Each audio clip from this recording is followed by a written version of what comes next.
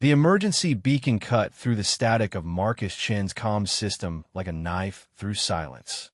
He was 3 days out from the mining station on Kepler 442b when the distress signal reached his cargo hauler, Iron Promise. Most spacers would have ignored it. Emergency calls in this sector usually meant pirates using fake distress signals to lure in Good Samaritans. But Marcus had never been smart about ignoring people in trouble. He adjusted course toward the signal's origin, a dead system that barely registered on star charts. The coordinates led him to a debris field that made his stomach drop. Scattered chunks of metal drifted in the void, still glowing from whatever explosion had torn the ship apart. The vessel had been big, maybe a light cruiser, but now was nothing but twisted wreckage. Scanning for life signs, Marcus muttered, running his fingers over the control panel. The Iron Promise wasn't military grade, but she had decent sensors for a civilian hauler. The readings made him blink twice. 3 life signs, faint but stable, clustered together in what looked like an escape pod. Marcus guided his ship closer, extending the docking tube toward the small pod tumbling slowly through space. When the airlock cycled open, Marcus expected to find refugees from some merchant vessel or maybe survivors from a research ship. What he found instead made him freeze in the doorway. 3 creatures huddled together in the cramped escape pod, each about the size of a house cat, but covered in scales that shifted between deep purple and midnight black. Their heads were elongated, almost serpentine, with large eyes that reflected the light from his helmet lamp like mirrors. Small wings, barely developed, pressed tight against their backs. Dragon hatchlings. Specifically, Sithrak hatchlings. Marcus had seen enough galactic news feeds to recognize them instantly. The Sithrak were the most feared species in known space, a race of massive dragon-like beings that had terrorized the galaxy for 3 centuries. They conquered worlds, enslaved populations, and showed no mercy to anyone who opposed them. The Galactic Alliance had been fighting a losing war against them for decades. And here were 3 of their babies, alone and helpless in the void. The largest hatchling, its scales a deeper purple than the others, raised its head and looked directly at Marcus. Intelligence flickered in those mirror-bright eyes, along with something Marcus recognized despite the alien features. Fear. Well, hell, Marcus whispered. Every regulation, every piece of common sense, every survival instinct told him to seal the airlock and leave them to die. Sithrak hatchlings would grow into monsters that could tear apart battleships with their claws. The galaxy would be safer without them. But they were also children. Scared, injured children whose parents were probably scattered across the debris field outside. Marcus made a decision that would change everything. "Come on," he said softly, extending his hand toward the largest hatchling.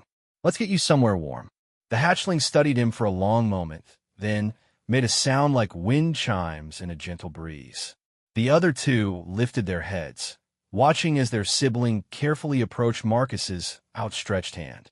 When the small creature's scales touched his glove, Marcus felt a jolt of something he couldn't quite identify. Not electric, not painful, but definitely something. The hatchling's eyes widened, and it made that chiming sound again, more urgently this time. "Yeah, I know," Marcus said, though he had no idea what he was agreeing to. "Let's get you aboard." Moving the hatchlings to his ship proved easier than expected.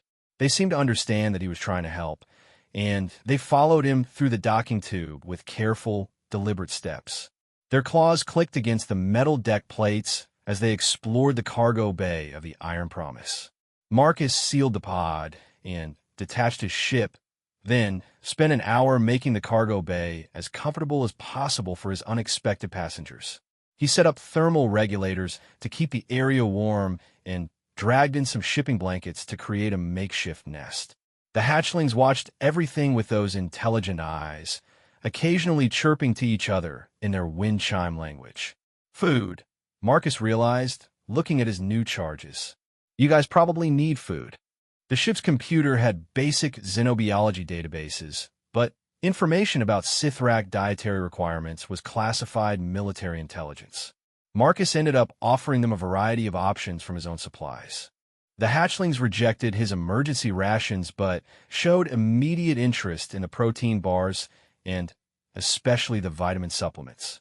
The largest hatchling, which Marcus started thinking of as Alpha, approached him while he was setting out food options. It touched his hand again, and this time Marcus definitely felt something pass between them. Not words exactly, but concepts. Gratitude, trust, a sense of desperate hope. "You can understand me, can't you?" Marcus asked. Alpha tilted its head and made a series of soft chimes. The sound felt like agreement in Marcus's mind. "And you're scared, lost." More chimes, these with a note of sadness that made Marcus's chest tight. "Well, you're safe now. I don't know what I'm going to do with you, but you're safe." The other two hatchlings, which Marcus started calling Beta and Gamma, crept closer. Soon all three were clustered around him, their warm scales pressing against his legs. They were surprisingly heavy for their size, each probably weighing about 15 pounds. Marcus spent the next few hours monitoring them, making sure they had everything they needed. The hatchlings seemed content to stay close to him, occasionally exploring the cargo bay, but always returning to his side. They were clearly intelligent, examining everything with careful attention and communicating with each other in their chiming language. It was Alpha who first showed Marcus just how intelligent they really were. Marcus was checking the ship's navigation system when he felt a touch on his shoulder. Alpha had climbed onto the chair beside him and was looking at the star charts displayed on the screen. The hatchling made a series of urgent chimes and pointed one small claw at a section of space marked in red. "That's Sithrak territory," Marcus explained, "where your people control things." Alpha shook its head vigorously and made distress sounds. It pointed to itself and its siblings, then made a slashing motion across its throat. "You can't go home," Marcus realized. "Someone there wants to hurt you." Alpha nodded emphatically, then touched the debris field marker on the screen. It pointed to itself and its siblings again, then made explosion gestures with its tiny claws. "Someone killed your family, and they'd kill you too if you went back." The confirmation hit Marcus like a physical blow. These weren't just lost children. They were refugees, survivors of what looked like an assassination attempt. Someone in Sithrak space had tried to wipe out their entire family. Who would do that? Marcus wondered aloud. Alpha's response was a series of complex chimes that conveyed nothing but frustration. The hatchling was too young to understand the political complexities that had led to its family's death, but it clearly understood the danger. Marcus found himself looking at the three small creatures with new eyes. In galactic politics, they represented something unprecedented. Sithrak, who couldn't return to their own territory. Enemies of humanity, who were also children in desperate need of protection. "I'm probably going to regret this," Marcus said to himself. He started by changing course. Instead of heading to the mining station as planned, he set coordinates for Sanctuary Station, a neutral trading post in unclaimed space. It would take 5 days to reach, which would give him time to figure out what to do next. The hatchlings seemed to sense the change in direction.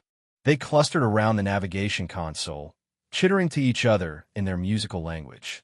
Alpha touched Marcus's hand again, and he felt a wave of relief from the small creature. "Yeah, we're going somewhere safe," Marcus assured them, "or at least somewhere neutral." That night, Marcus made up a bed in the cargo bay so he could stay close to the hatchlings. They clearly felt safer when he was nearby, and he had to admit they made good company. Their presence was oddly comforting, like having 3 very unusual cats aboard. It was during the night cycle that Marcus discovered another remarkable thing about his passengers. He woke to the sound of soft humming, a harmony of different tones that seemed to resonate through the ship's hull. The hatchlings were arranged in a triangle, their eyes closed and their scales glowing faintly in the darkness. The humming continued for several minutes, rising and falling in complex patterns. When it stopped, Marcus felt more rested than he had in months. The chronic ache in his back from years of spacer life was gone. The stress headache he'd been fighting for days had vanished. "What did you do?" he asked softly. Alpha opened one large eye and looked at him. The hatchling made a soft chime that felt like contentment in Marcus's mind. "You were healing me."